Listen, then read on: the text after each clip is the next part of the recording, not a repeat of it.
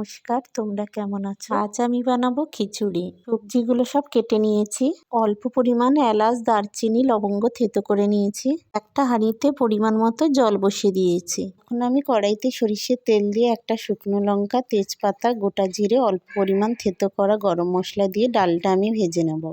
মুগ ডালটা আমি ভাজার আগেই ধুয়ে নিয়েছিলাম, তাই পরে আর ধুতে হলো না। ডালটা ভাজা হয়ে গেলে হাঁড়িতে গরম জলের মধ্যে আমি দিয়ে দেবো। এবার আমি একে একে সমস্ত সবজিগুলো লবণ হলুদ দিয়ে ভেজে নেব।